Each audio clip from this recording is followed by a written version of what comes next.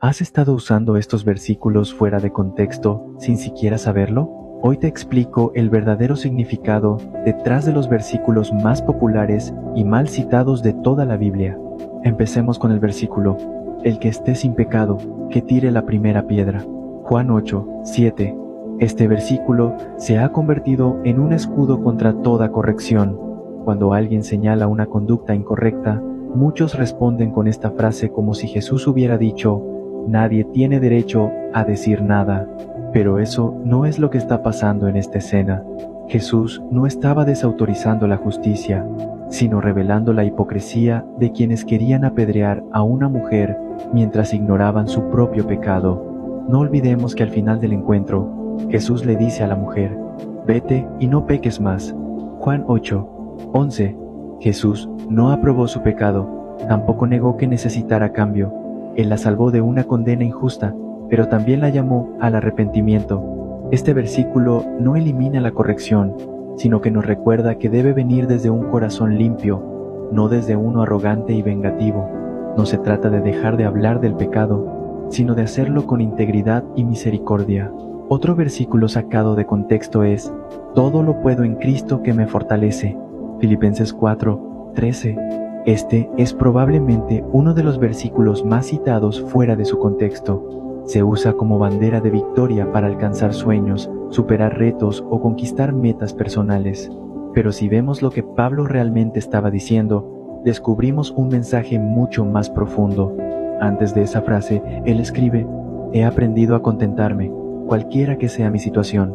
Sé vivir humildemente y sé tener abundancia. En todo y por todo estoy enseñado, así para estar saciado como para tener hambre, así para tener abundancia como para padecer necesidad. Filipenses 4:11-12. Pablo no estaba hablando de éxitos terrenales, sino de resistir en medio de la escasez y el sufrimiento. El todo lo puedo no es una declaración de poder ilimitado, sino una expresión de dependencia total en Cristo, incluso cuando nada sale bien. Este versículo no es una motivación para lograrlo todo, sino una fortaleza interior para mantenerse firme en cualquier circunstancia. La verdadera victoria no es salir del problema, sino mantenerse fiel a Dios en medio de él.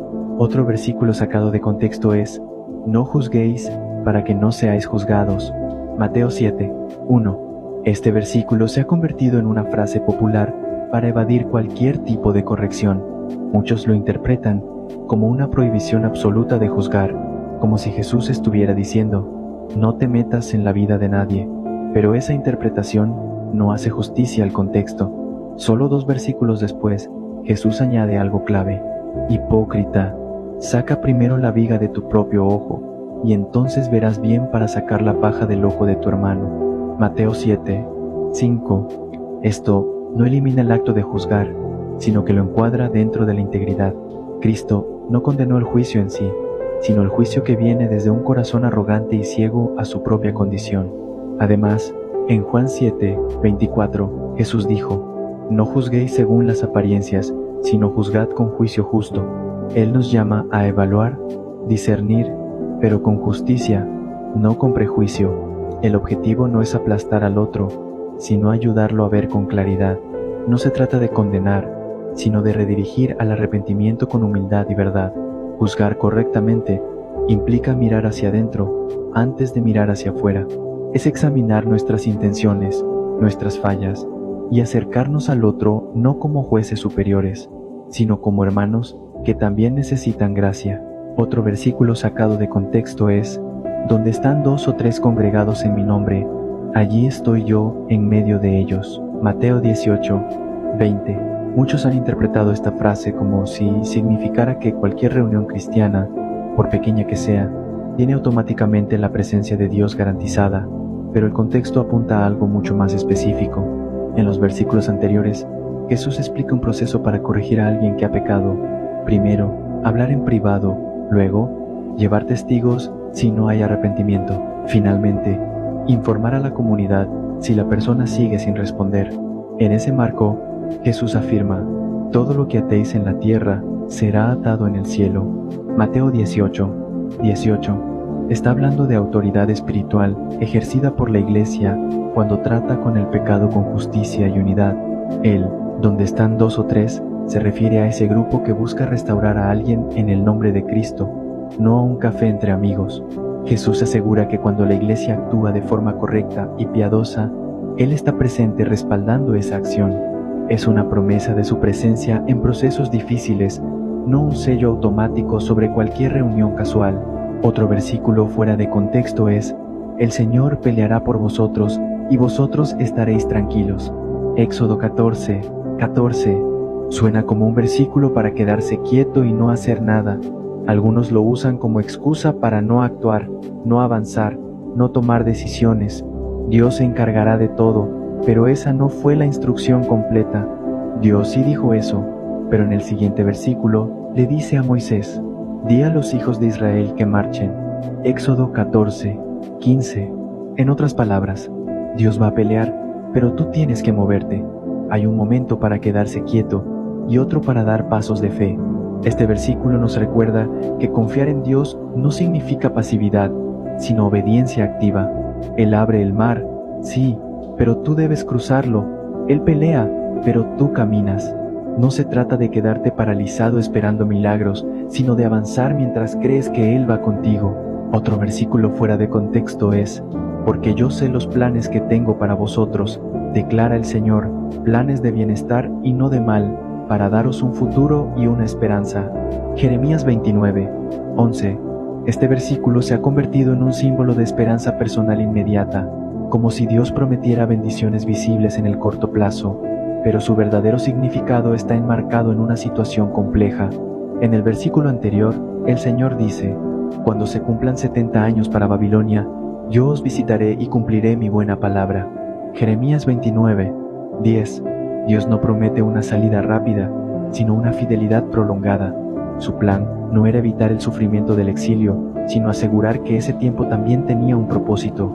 Jeremías 29:11 no es una afirmación de éxito instantáneo, sino una promesa de que incluso en medio de la desolación, Dios sigue obrando. La esperanza no está en evitar el valle, sino en saber que el pastor nos guía a través de él. Otro versículo sacado de contexto es: no toquéis a mis ungidos, ni hagáis mal a mis profetas. Salmo 105:15. Esta frase ha sido usada por líderes espirituales como escudo contra la crítica, pero cuando revisamos el contexto, vemos que Dios está hablando de los patriarcas, no de figuras modernas con autoridad. El pasaje dice: cuando andaban errantes de nación en nación, Dios no permitió que nadie los oprimiera. Salmo 105:13. Esto se refiere a la protección divina sobre Abraham, Isaac y Jacob durante sus desplazamientos. No tiene nada que ver con evitar la corrección espiritual a líderes actuales. Incluso los ungidos bíblicos, como David, fueron confrontados cuando pecaron. El profeta Natán los reprendió severamente, y eso no fue una ofensa, sino una expresión de fidelidad a la verdad. Utilizar este versículo para blindarse del escrutinio no es defender la Biblia, sino distorsionarla para protegerse del arrepentimiento. Otro versículo sacado de contexto es: Dios no te dará más de lo que puedes soportar. Aunque suene alentador, esta frase no está en la Biblia. El versículo que muchos citan es: Dios es fiel, no permitirá que seáis tentados más de lo que podéis resistir. En la tentación os dará también la salida para que podáis soportar. Primera de Corintios 10:13. Lo que Pablo dice claramente es que Dios da salida frente a la tentación, no que evitará que la vida nos abrume. El sufrimiento, la pérdida y el dolor pueden ser más de lo que podemos manejar humanamente. Pero ahí está la diferencia. No se trata de cuánto puedes tú resistir, sino de cuánto puede cargar Cristo por ti. Su fidelidad no consiste en evitar la prueba, sino en sostenerte dentro de ella. Él nunca esperó que seas autosuficiente, sino que dependas completamente de su gracia. Otro versículo fuera de contexto es: el dinero es la raíz de todos los males. Esta es otra frase común mal citada. La Biblia dice: la raíz de todos los males es el amor al dinero. Primera de Timoteo 6:10. El dinero no es el problema. El problema es cuando se convierte en nuestro objetivo supremo. Pablo lo aclara: la piedad con contentamiento es gran ganancia, porque nada trajimos al mundo y nada podemos sacar. Primera de Timoteo 6:7. Es el deseo incontrolado, la obsesión por tener más, lo que termina desviando a las personas del camino de Dios. El dinero puede ser útil, pero cuando se convierte en el centro de nuestras decisiones, esclaviza. Dios no condena la prosperidad, sino el corazón que ama más las riquezas que a Él. No se trata de cuánto posees, sino de qué tanto estás dispuesto a soltar por amor a Cristo. Otro versículo sacado de contexto es: pedid y se os dará. Mateo 7:7. Este versículo ha sido malinterpretado como si la oración fuera un mecanismo automático para obtener lo que queremos. Pero Jesús nunca dijo que Dios respondiera a cualquier petición sin discernimiento. Él enseñó sobre la persistencia en la oración en Lucas 11:5-13, mostrando a un hombre que golpea la puerta con insistencia hasta recibir ayuda. La enseñanza no es pide y recibe lo que quieras, sino insiste con fe y confía en la respuesta de un Padre sabio. Y Santiago advierte: pedís y no recibís, porque pedís mal para gastar en vuestros placeres. Santiago 4:3. La oración no es para manipular a Dios, sino para que nuestra voluntad se someta a la suya. Pedimos no solo porque queremos cosas, sino porque anhelamos su presencia y dirección.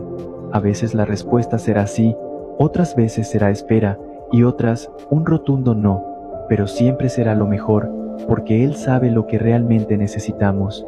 Otro versículo fuera de contexto es: no hay justo ni aun uno. Romanos 3:10. Algunos citan este versículo para justificar cualquier clase de pecado, como si fuera una excusa para rendirse ante la debilidad humana. Pero Pablo no está escribiendo esto para que aceptemos vivir en pecado, sino para mostrar nuestra necesidad desesperada de la justicia de Dios. Este versículo forma parte de un argumento mayor. Pablo está demostrando que tanto judíos como gentiles están bajo pecado, para luego mostrar la solución, siendo justificados gratuitamente por su gracia, mediante la redención que es en Cristo Jesús. Romanos 3:24. No hay justo no significa que nadie pueda cambiar, significa que nadie puede justificarse a sí mismo. Nuestra esperanza no está en que seamos suficientes, sino en que Cristo lo fue por nosotros. Usar este versículo para justificar el pecado es exactamente lo contrario de lo que Pablo pretendía. Él lo citó para llevarnos al arrepentimiento, no a la resignación. La Biblia no fue escrita como un catálogo de frases para colgar en la pared. Es un relato divino con contexto, profundidad y propósito. Sacar un versículo de su entorno puede cambiar su sentido por completo. La próxima vez que escuches una frase bíblica popular, haz una pausa y pregunta: ¿qué estaba ocurriendo realmente cuando esto se dijo? Y recuerda, cuando permitimos que la Escritura hable en su totalidad, sin distorsiones, encontramos a Cristo en cada página. Su verdad no está en frases aisladas, sino en el mensaje completo que transforma corazones. ¿Cuál ha sido el versículo más fuera de contexto que has escuchado? Escríbelo en los comentarios.